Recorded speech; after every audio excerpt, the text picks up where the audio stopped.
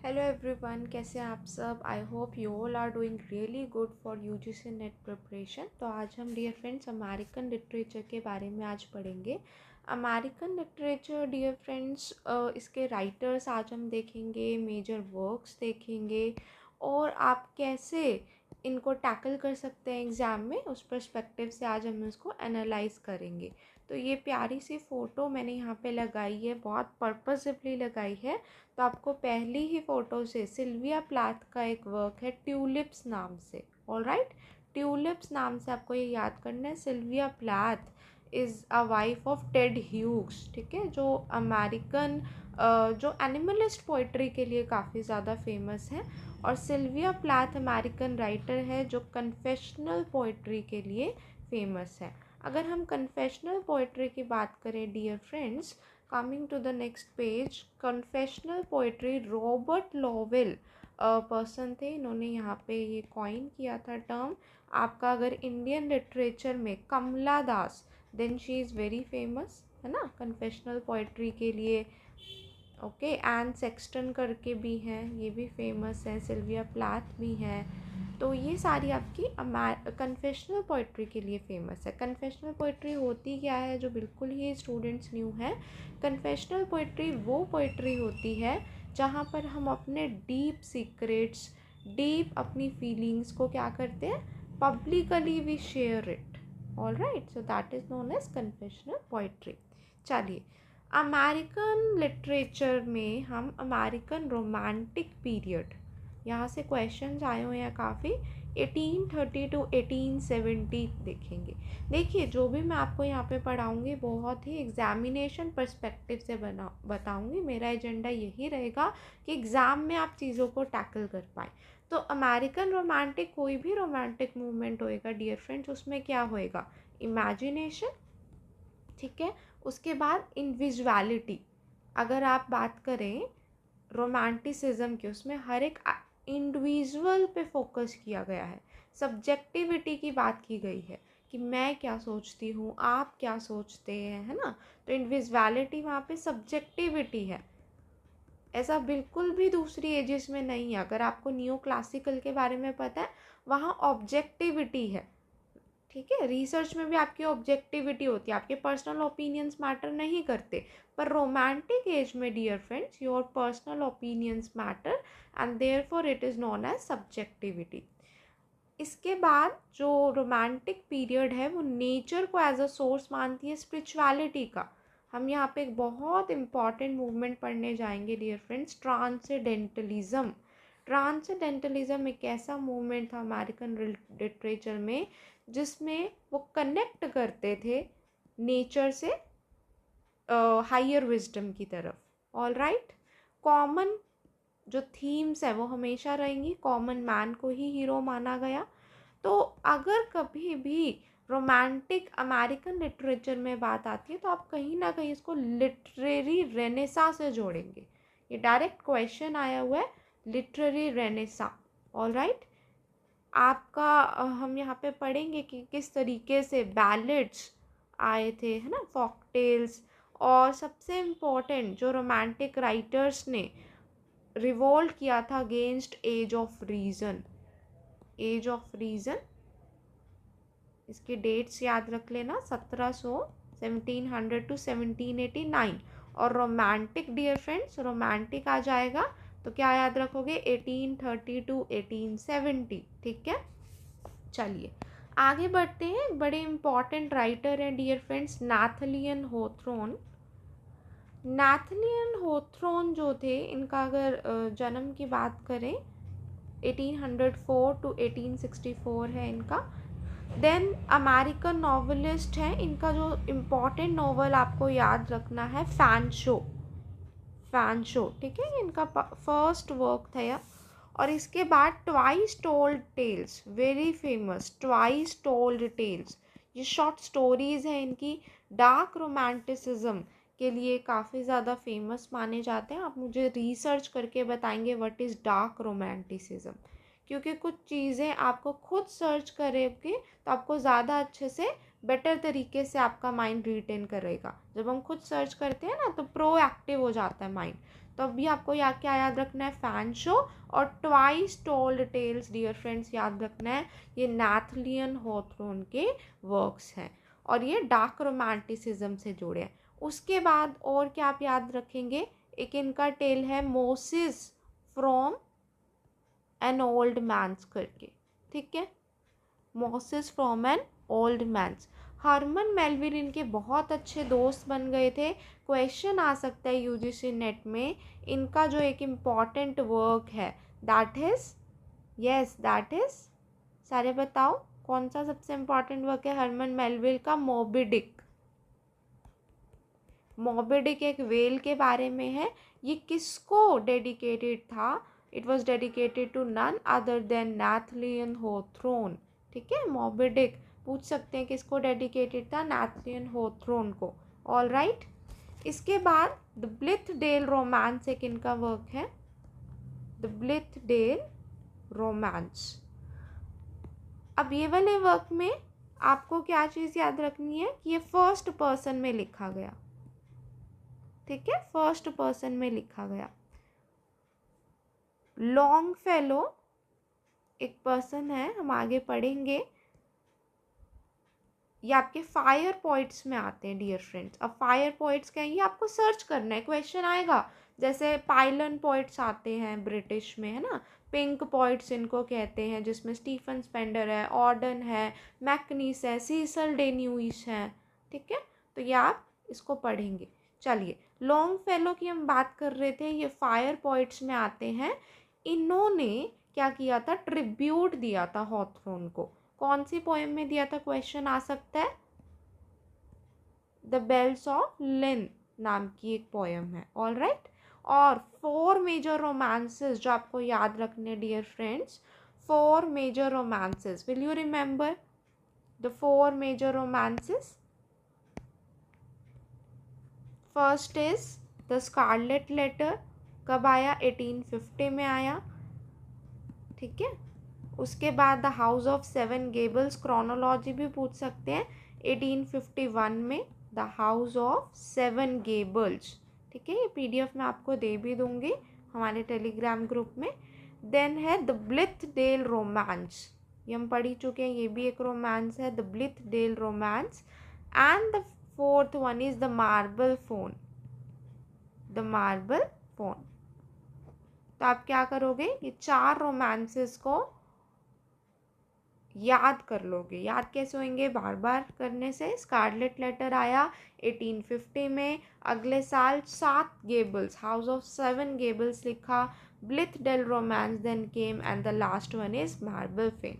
Hawthorne को क्या जाना जाता है, जैसे आपके बहुत सारे राइटर्स, अगर मैं ब्रिटिश से रिलेट करूं तो पीबी शेली है ना, उसके बाद कॉलरिज, उसके बाद बायरन, ठीक है। बायरन को किस लिए जाना जाता है, ह्यूमनिज्म के लिए, ठीक है। कॉलरिज को किस लिए जाना जाता है, सुपर नेचुरलिज्म के लिए। वर्ड्सवर्थ को किस लिए जाना जाता है, नेचर के लिए। पीबी शेली को किस लिए जाना जाता है, आप मुझे बताएंगे कमेंट सेक्शन में। वैसे ही डियर फ्रेंड्स, हॉथॉर्न को जाना जाता है मास्टर ऑफ ह्यूमन साइकोलॉजी। किस लिए जाना जाता है, मास्टर ऑफ ह्यूमन साइकोलॉजी के लिए, ठीक है। याद रखेंगे ये आप। डीएच लॉरेंस ने इवन स्कारलेट लेटर के लिए क्या कहा था कि there could be no perfect work of the American imagination than scarlet letter. ये डीएच लॉरेंस की स्टेटमेंट है। तो क्वेश्चन आ सकता है, हु प्रेज्ड या who said this lines about scarlet letter, that is DH Lawrence. Scarlet letter का अच्छा आप एक सब टाइटल याद रखना, क्वेश्चन आ सकता है सब टाइटल से। तो जितने भी इम्पॉर्टेंट सब टाइटल्स हैं, you will remember that. Scarlet letter a romance करके है, ठीक है। कीट्स का भी जो आपका एंडीमियन है, a thing of beauty is Joy for ever, उसका भी सब टाइटल डियर आ रोमांस करके है, ठीक है। ये आपको चीज़ें, छोटी छोटी चीज़ें हैं जो एग्जामिनेशन पर्सपेक्टिव से इम्पॉर्टेंट है। अब आपको इन डिटेल कौन सा वर्क पढ़ना है, बच्चे पूछते हैं मैम इन डिटेल कौन सा पढ़ना है, तो द स्कारलेट लेटर का आपको इन डिटेल पढ़ना है। इसकी सेटिंग देख लेना, कहाँ पे है, बॉस्टन में है, प्योरिटन टाउन, ठीक है। उसके बाद ए वर्ड क्या सिंबलाइज करता है, एबल, है ना, एडल्ट्री का। धीरे धीरे देखो जो हेस्टर पिन थे कैसे उन्होंने इवॉल्व किया अपनी आइडेंटिटी को। पहले उनको सारों ने क्या किया था, सोसाइटी ने क्या कर दिया था, एक तरीके से ऑस्ट्रासाइज कर दिया। क्यों किया था, क्योंकि उनको लगा कि इनके किसके साथ रिलेशनशिप है, आर्थर डिम्सडेल के साथ है। ऑल्दो नाम नहीं मेंशन, पर एडल्टरी की है इन्होंने। तो प्योरिटनिज्म, प्योरिटन्स कौन थे, प्योरिस्ट ऑफ प्रोटेस्टेंट्स, जो ये बैकग्राउंड था ये काफ़ी ज़्यादा अफेक्ट किया स्कारलेट लेटर में, कि किस तरीके से एक विमेन के अगर रिलेशंस हैं और अगर मेल भी सेम गलती करता है पर विमेन को किस तरीके से सफरिंग सहनी पड़ती है। ये सेम आप एक थीम देखेंगे, विजय तेंदुलकर का एक वर्क है silence the court is in the session. तो मिस बिनारे होती है उसमें, दामोदर, तो कैसे फीमेल्स को ही हमेशा सफ़र करना पड़ता है। It is beautifully shown here by the character Hester. इनकी एक बेटी है छोटी, पर्ल नाम है उनका, ठीक है। और वो किस तरीके से ए को, जो एडल्ट्रेस के लिए होता है, उसको एबल में, कि मैं सक्षम हूँ, उसमें चेंज कर देती है और सिलाई करती है ना, अपनी आइडेंटिटी को प्रूव करती है एट द लास्ट। तो ये कहानी है। इनके जो रियल हस्बैंड है उनका नाम है रोजर चिलिंगवर्थ। याद कैसे रखेंगे, जैसे चिलिंग, कोई फ़र्क नहीं पड़ता था उन्हें, छोड़ के भी चले गए थे। और आर्थर डिम्सडेल ये एक प्रीस्ट थे, ठीक है। तो ये आप जब पूरी स्टोरी पढ़ेंगे आपको अच्छे से याद हो जाएगा, आपको बस ये इन डिटेल पढ़नी है ये story. Then house of seven gables में क्या याद रखेंगे आप, house of seven gables dear friends एक गॉथिक नॉवल है। तो 7 से याद रखो, 7 गेबल्स, जी से गेबल्स एंड जी से गॉथिक नॉवल, ठीक है। इनका HP लवक्राफ्ट एक पर्सन है, HP लवक्राफ्ट। इन्होंने इंग्लैंड का ग्रेटेस्ट कंट्रीब्यूशन कहा था हाउस ऑफ सेवन गेबल्स को। कौन से ऐसे में, super natural horror in literature, super natural horror in literature, ठीक है। और ब्लिथडेल रोमांस के लिए हेनरी जेम्स ने क्या कहा था, ब्लिथडेल रोमांस के लिए हेनरी जेम्स, जो किस लिए जाने जाते हैं, हेनरी जेम्स आपको याद है ना, पोर्ट्रेट ऑफ ए लेडी इनका वर्क है जिसमें इसाबेला आर्चर है, ठीक है। तो आपको ये पता होना चाहिए, अगर मैं हेनरी जेम्स राइटर बता रही हूँ, हेनरी जेम्स के भाई विलियम जेम्स, जिन्होंने स्ट्रीम ऑफ कॉन्शियसनेस टर्म दी थी, किस में दी थी, प्रिंसिपल्स ऑफ साइकोलॉजी में दी थी। आप ये नोट डाउन भी कर सकते हैं if you are a beginner. Henry James ने क्या कहा था ब्लिथडेल रोमांस के लिए।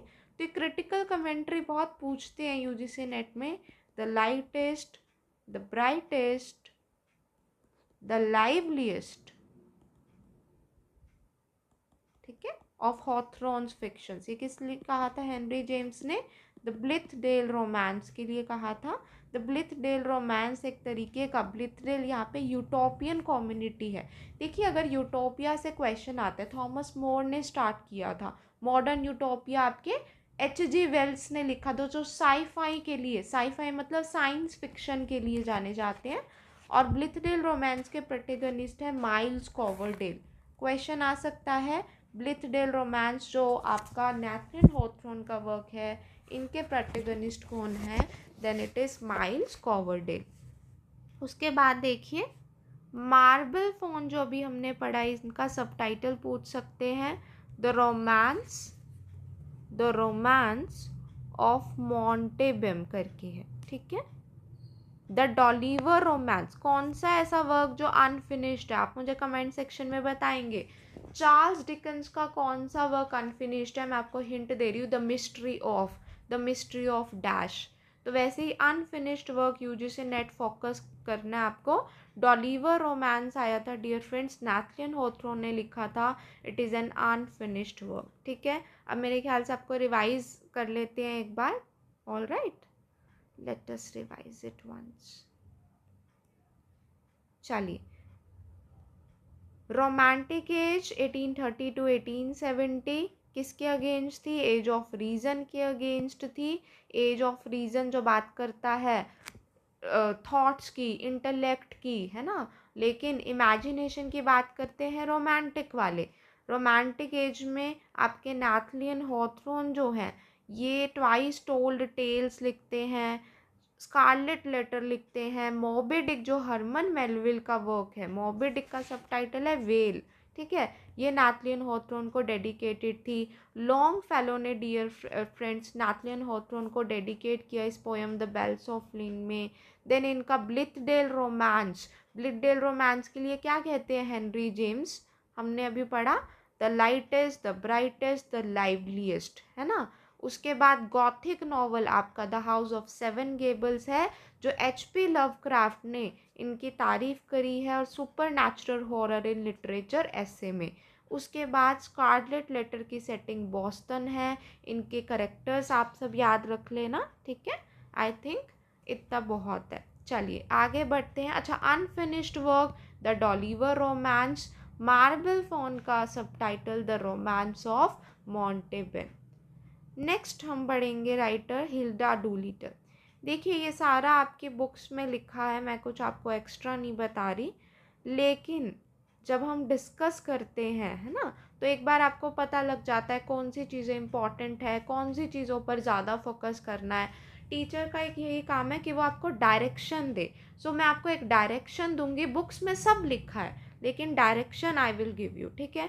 Hilda Dolittle HD American poet हैं ये डियर फ्रेंड्स, अमेरिकन लिटरेचर पढ़ रहे हैं। 20th century avant garde, avant garde क्या होता है, जो न्यू टेक्निक्स प्रैक्टिस करते हैं मॉडर्निज्म में, ठीक है। Imagism, imagist group of poets हैं। एजरा पाउंड है इनमें एक, एजरा पाउंड, और दूसरे हैं रिचर्ड एडिंगटन। तो आप दोनों ही नाम याद रखोगे, एजरा पाउंड और रिचर्ड एडिंगटन। इनका जो पेन नेम है ये HD से काफ़ी फेमस है, हिल्डा डूलिटल। इसका इम्पॉर्टेंट आप क्या याद रख सकते हैं, एक तो इगोइस्ट जनरल के ये एडिटर रहे हैं हिल्डा डूलिटल, ठीक है, शी वॉज अ फीमेल, तो इगोइस्ट जनरल के एडिटर रही हैं। इनके बाद ट्रांस एटलांटिक रिव्यू भी एक मैगज़ीन है, वहाँ पे इनकी पोइट्रीज काफ़ी ज़्यादा फेमस है डियर फ्रेंड्स। इनके वर्क, एडिंगटन की एक एंथोलॉजी है। एंथोलॉजी क्या होता है, यस, एंथोलॉजी क्या होता है, जो आपके डिफरेंट पोइट्स लिखते हैं। तो इनकी एंथोलॉजी है रिचर्ड एडिंगटन की इमेजिस्ट एंथोलॉजी। इमेजिस्ट एंथोलॉजी में काफ़ी ज़्यादा इनका कंट्रीब्यूशन रहा है हिल्डा डूलिटल का, all right, Hilda Doolittle. Then Hilda Doolittle का एक मेमोयर है। मेमोयर और ऑटोबायोग्राफी में क्या डिफरेंस होता है, do tell me in the comment section. The gift करके एक इनका मेमोयर है जो इनकी चाइल्डहुड और फैमिली लाइफ को बताता है। देन हिल्डा डूलिटल का देखिए कहीं भी ट्रायलॉजीज आ जाए ना, ट्रायलॉजीज में आपका बिल्कुल फोकस आपको करना है। तो क्या 3 इनके वर्क हैं, आइए पढ़ते हैं। एक तो है इनका the walls do not fall, तो उन्होंने लिखा कि वॉल्स नहीं गिरती, और दूसरा है ट्रिब्यूट टू द एंजल्स। क्यों नहीं गिरती ऐसे याद रख लो, क्योंकि एंजल्स को वो ट्रिब्यूट की गई हैं, मतलब वो डिवाइन वॉल्स है ना, ऐसा। फिर हावरिंग ऑफ द रोड, आप अपने निमोनिक्स बना सकते हैं, ठीक है, हावरिंग ऑफ द रोड। तो ट्रायोलॉजी क्वेश्चन आ सकता है आपका। क्वेश्चन कैसा आएगा कि बताओ हिल्डा डूलिटल की ट्रायोलॉजी, ट्रायोलॉजी, तो ट्रायोलॉजी में the walls do not fall, tribute to the angels, flowering of the road, ये 3 इनके वर्क्स हैं, ठीक है। हिल्डा डूलिटल सारे याद रखेंगे। क्वेश्चन आ जाए UGC नेट में, सिस्टर हेलन किसकी पोयम है, ये आपकी ब्रिटिश में DG रोजेटी की है, ठीक है। और अगर क्वेश्चन आ जाए अमेरिकन में, हेलन इन इजिप्ट किसकी पोएम है, क्या बताओगे सारे, यस, हिल्डा डूलिटल, ठीक है। ऐसे रिलेट कर करके पढ़ना है। HD, हेलन इन इजिप्ट किसने लिखा, HD, हिल्डा डूलिटल ने। आई थिंक इतना बहुत है। आपकी एक और चीज़ याद रख लो, Hilda Doolittle was the first women to be granted the American Academy of Arts and Letters Medal। Spelling थोड़ी सी, चलो, American Academy of arts and letters medal के लिए पहली वुमेन है जिनको ये मेडल मिला था। ठीक है, क्वेश्चन आ सकता है। और हेलन इन इजिप्ट में डियर फ्रेंड्स उन्होंने फेमिनिस्ट पॉइंट ऑफ व्यू बताया। चलिए अगला राइटर पढ़ते हैं, Herman Melville. Herman Melville American है। सबसे पहला वर्क टाइपी, ठीक है, Typee sea adventure. Herman Melville की जब भी बात आए दिमाग में आना चाहिए सी एडवेंचर के लिए फेमस हैं। टाइपी इन्होंने लिखा 1846 में, अगर क्रोनोलॉजी पूछ लेते हैं। और फिर आपका वर्क मोबी डिक इसके बाद आया डियर फ्रेंड्स। मोबी डिक आपका आया था 1851 में। ठीक है, और इनका जो प्रोज वर्क है वो है द कॉन्फिडेंस मैन। लास्ट इनका प्रोज वर्क है कॉन्फिडेंस मैन। और अगर आपसे पूछें द सिंगल मैन, क्या बताओगे? सिंगल मैन क्रिस्टोफर इशरवुड, ब्रिटिश है ना, साथ साथ रिलेट करवा रही हूँ जो याद आ रहे हैं।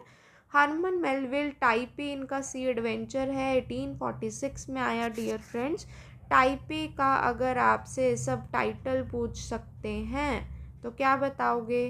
अ peep at Polynesian life, a peep at Polynesian life. Then इनका एक वर्क है ओमू। ओमू का सब टाइटल याद रखेंगे सारे, a narrative of adventures. Narrative किसके थे? Adventures in the south Sea. South Sea, South Sea के लिए आपके चार्ल्स लैम ने भी एसेस लिखे हैं, एसेस ऑफ इलिया। ठीक है, ओमू, ओमू ये किसका है? हरमन मेलविल का है। A narrative of adventures in the south sea. Typee का सब टाइटल है a peep at Polynesian life. ठीक है, उसके बाद एक इनका वर्क है हरमन मेलविल का मर्दी, अ वॉयज थ्रिलर। ठीक है, वॉयज से जुड़ा है। रेड बन इनकी फर्स्ट वॉयज थी। वॉयज क्या होता है? ट्रैवल। ठीक है, वाइट जैकेट करके एक इनका वर्क है। वाइट जैकेट का है सब title the world in a man of war. The word, word within word किसकी ऑटोबायोग्राफी है? क्वेश्चन आ सकता है, स्टीफन स्पेंडर। ठीक है, और द मैन विद इन किसका वर्क है? Graham Greene. ठीक है, the world in a man of war किसका है? Herman Melville. Journey to war पूछे तो journey to war again Christopher Isherwood. तो आप ब्रिटिश लिटरेचर बहुत अच्छे से कर लेना। और अगर किसी को कोई प्रॉब्लम है आप मेरा पेड बैच भी ज्वाइन कर सकते हैं, उसमें मैंने ब्रिटिश लिटरेचर पूरा कवर करवा दी है। ठीक है, जर्नी टू वॉर क्रिस्टोफर इशरवुड का है। आपको लर्न भी सारे मैंने राइटर्स करवाए हैं।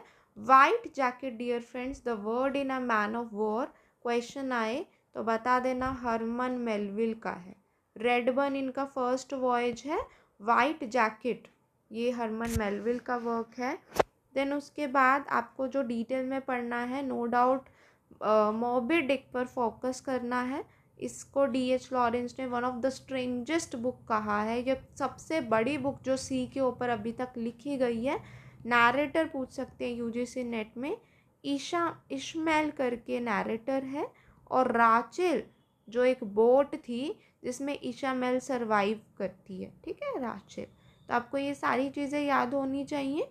मॉबी डिक को आप इन डिटेल समरी पढ़ेंगे। ठीक है, इसके बाद पिज़्ज़ा टेल्स के लिए भी काफ़ी ज़्यादा फेमस है। कैसे याद रखोगे? सी में बैठ के पिज़्ज़ा खाते थे, है ना, हरमन मेलविल। पियरे एक वर्क है इनका, the ambiguities. Pierre the ambiguities. ठीक है, कॉन्फिडेंस मैन हमने पढ़ ही लिया है, बस इतने बहुत हैं। ठीक है, चलो आगे बढ़ते हैं। Walt Whitman. वॉल्ट विटमैन के ऊपर डियर फ्रेंड्स मैंने एक अमेरिकन लिटरेचर की वीडियो बनाई है, उसमें बताया भी, आप वो वाली वीडियो भी ज़रूर देखिएगा। तो वॉल्ट विटमैन अमेरिकन पोइट हैं। ठीक है, इनका जो पेन नेम इनका था मेस वेल्सर। ठीक है, मेस वेल्सर। और इन्होंने फादर ऑफ फ्री वर्स उनको कहा जाता है। क्या कहा जाता है? Father of free verse. ये सारे बच्चे याद रखेंगे, father of free verse. Long Islander इन्होंने न्यूज़पेपर फाउंड किया था।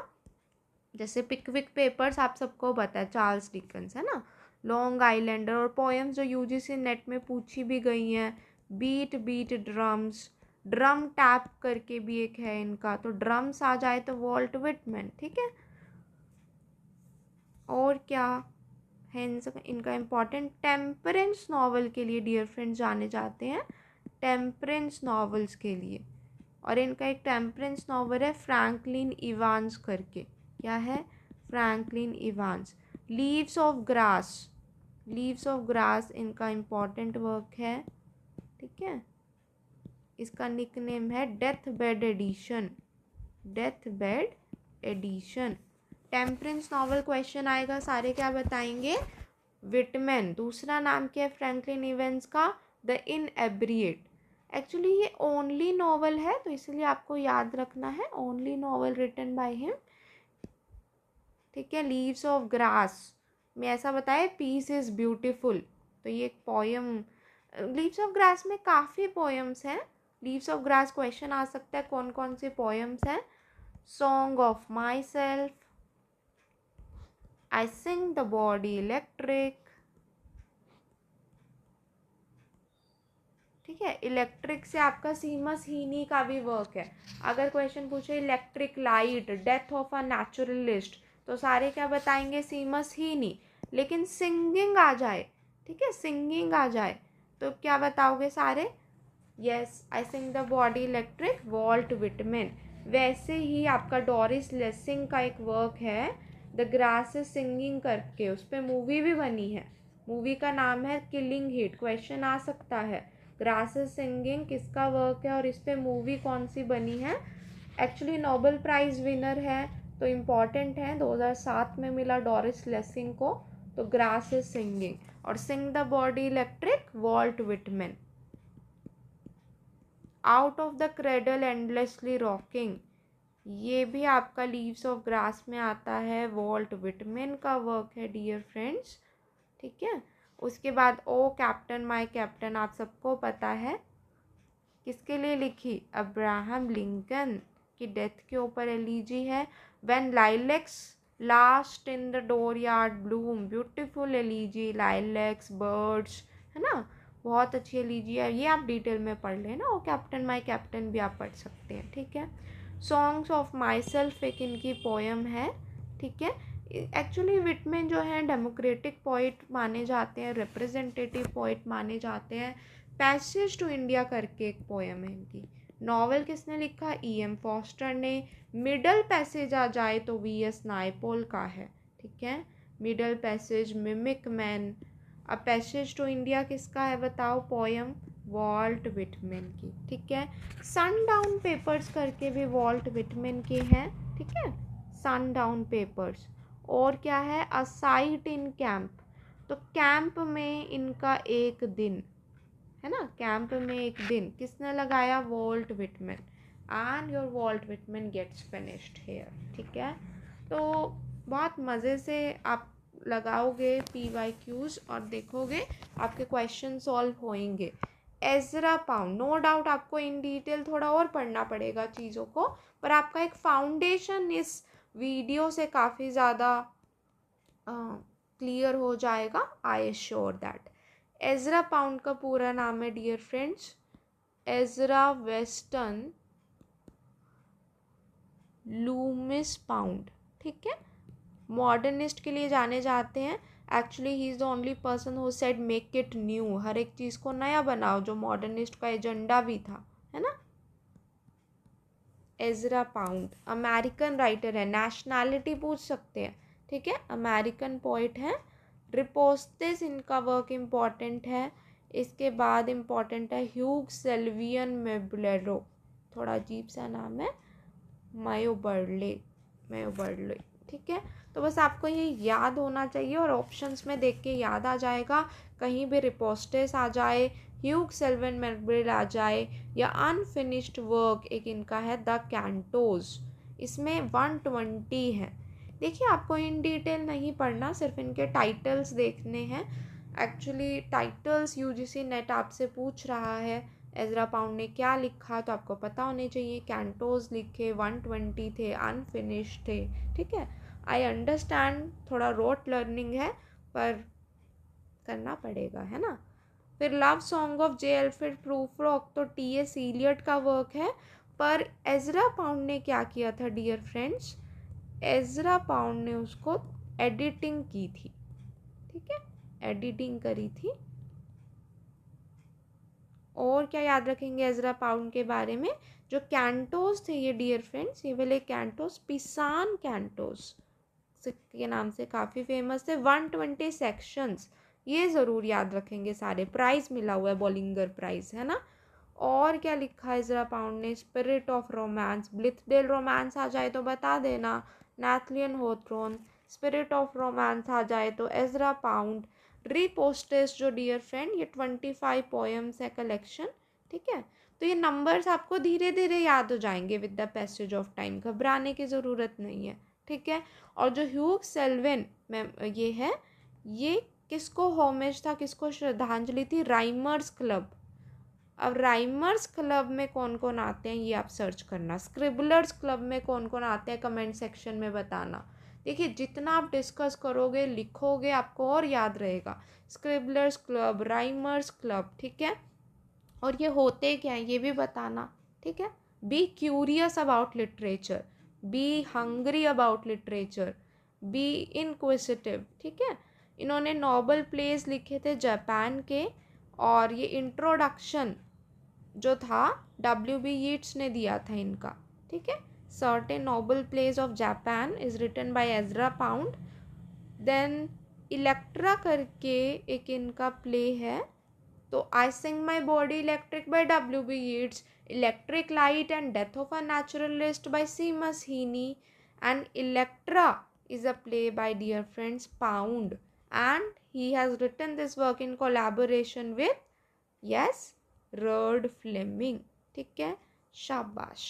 अब एक वर्क याद रख लो इनका, इमेजिज्म के लिए अच्छा फेमस है एजरा पाउंड, है ना, हमने पीछे अभी पढ़ा। बताओ, हिल्डा डू लिटिल फेमस है, रिचर्ड एडिंगटन फेमस है, एजरा पाउंड ने लिखा in a station of metro, in a station of metro. 1913 में ये पोएम आई, और ये पोएम आपको पता है किसका एग्जाम्पल है, ये पोएम एग्जाम्पल है हाइकू, जापानीज, 14 वर्ड्स की सिर्फ पोएम है। पता है क्या है, the apparition of these faces in the crowd, petals on a wet black bough. तो इमेजिज्म दिखाया है हाइकू, ये सारे याद करेंगे, haiku Japanese style of writing. अगर मेट्रोलैंड पूछ ले, मेट्रोलैंड किसने लिखा है, Julia baldness, British literature, British, ठीक है। और Ezra pound American, in a station of metro, metro metro था तो बता दिया। आगे आ जाते हैं एडगर एलन पो, एडगर एलन पो। थोड़ी सी लंबी जाएगी वीडियो पर आपको समझ जरूर आएगा, ठीक है। 1 सेकेंड। एडगर एलन पो रोमांटिक मूवमेंट में एक इम्पॉर्टेंट रोल प्ले करते हैं। ये एक डिटेक्टिव फिक्शन राइट जॉनर थे, जैसे आपके विल्की कॉलिंस पे डिटेक्टिव थे, है ना, जॉनर के लिए काफ़ी ज़्यादा फेमस हैं। इनका कलेक्शन ऑफ पोएम्स है टेमरलेन, रेवन करके एक इनकी बहुत फेमस पोएम है एडगर एलन पो की। और ये कौन से पोइट्री कलेक्शन में आई थी, क्वेश्चन आ सकता है, इवनिंग मिरर में, ठीक है, evening mirror. And only drama by Edgar Allan Poe is Politian, पूछ सकते हैं क्वेश्चन। देखो ओनली नॉवल वॉल्ट विटमैन का, हाँ जी सारे बताओ, Franklin Evans inebriate, only play by Edgar Allan Poe Politian, ठीक है। फिर इनका जो यूजीसी नेट में क्वेश्चन आया था, द पोइटिक प्रिंसिपल, काफ़ी फेमस है dear friends, poetic principle, the philosophy of composition, ठीक है, फिलॉसफी ऑफ कॉम्पोजिशन। इसकी समरी आप चैट जीपीटी से ज़रूर देखना, आपको थोड़ा इन डिटेल पता लगेगा, ठीक है। उसके बाद एक इन्होंने शॉर्ट स्टोरी लिखी dear friends, MS found in a bottle. और लव एंड बॉटल किसका है, जॉर्ज एथरिज, रिस्टोरेशन, ब्रिटिश से मैं रिलेट कर रही हूँ, ठीक है। MS found in a bottle Edgar Allan पो का है। देन ये क्वेश्चन बहुत बार यूजीसी नेट में पूछते हैं, tales of the greatest and arabesque. आपको घबराना नहीं है, शब्दों से घबराना नहीं है, ठीक है। बार बार रिवाइज करना है, हो जाएंगे नाम, और जो इन डिटेल वर्क करने हैं वो मैं आपको बताऊंगी, ठीक है। Tales of the greatest and arabesque, ठीक है। ये आपका किसने लिखा, एडगर एलन पो ने लिखा, क्वेश्चन आएगा। देन एक साई-फाई लिखा, sci fi science fiction, the balloon hoax, इसको कैसे बोलेंगे, बलून हॉक्स, ठीक है। रेवन जो टाइटल है उसका, रेवन पोयम है, उसका मीटर और रिदम कहाँ से बोरो किया, क्वेश्चन आ सकते हैं यूजीसी नेट में। रेवन का इन्होंने एलिजाबेथ बैरेट ब्राउनिंग की एक पोएम है द गेरल्डाइंस कॉर्टशिप करके, वहाँ से इन्होंने रेवन का रिदम और मीटर बोरो किया, ठीक है। रिदम और रेवन कहाँ पे पब्लिश हुई, इवनिंग मिरर में। शाबाश, बहुत अच्छे से याद हो जाएगा सब कुछ, घबराना नहीं है। एल्डोराडो इनका एक वर्क है, पोइट्री है। देखो अभी देखो, वर्ड विद इन वर्ड आ जाए तो स्टीफन स्पेंडर की ऑटोबायोग्राफी है। A dream within a dream आ जाए, a dream within a dream आ जाए तो एडगर एलन पो का पोयम है। इन्होंने एक और पोयम लिखा, a city in the sea. Tales भी लिखी है, अच्छा, ब्लैक कैट। और कौन सी टेल पूछ सकते हैं आपसे, the purloined letters, very important, by Edgar Allan Poe, the purloined letters. और क्या याद रखोगे डियर फ्रेंड्स, बताओ, black cat, the purloined letters, और आपको एक और याद रखना है, मास्क याद रखना है, मास्क। 3 वर्क्स याद रखने हैं, और एक तो आप रखोगे mask of the red death, ठीक है। फिर क्या याद रखोगे, the tell tale heart, purloined letters, the tell tale heart. और पॉलिटियन इनका ओनली प्ले है, पोएटिक प्रिंसिपल इनका एसे है, और एक इन्होंने ओनली नॉवल लिखा था। ओनली नॉवल सारे याद रखेंगे, only that is the narrative of Arthur Gordon Pym of Nantucket, ठीक है। क्वेश्चन, वर्ड्सवर्थ का सोनेट अपॉन सोनेट क्या है, बताओ कमेंट सेक्शन में, ठीक है। अच्छा, एक और dear friends, last work, the lights house. Light house वैसे वर्जीनिया वुल्फ का भी है, लाइट्स हाउस एक इनका ये इनकम्प्लीट वर्क है, और किसने किया था पूरा, ले हंट ने।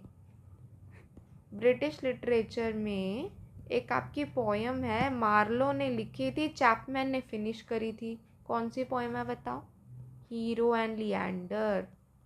शाबाश। लाइट्स हाउस एडगर एलन पो का इनकम्प्लीट वर्क है, पूरा किसने किया था, रोमांटिक पोएट ले हंट ने, ठीक है। चलो, साइंस फिक्शन कौन सा है, एडगर एलन पो का, रिवाइज करना है, बलून हॉक्स। एल्डोराडो पोइट्री है, tales of the greatest and arabesque, MS found in a bottle, ये सारे किसके हैं, एडगर एलन पो के। तो आई थिंक आज के लिए इतना बहुत है। अभी हमने आज जितने भी राइटर्स करे आप इसको रिवाइज कर लेना, फिर अगली वीडियो में हम ये सीरीज़ पूरी इसको चलाएंगे और फिनिश कर लेंगे, ठीक है। चलो।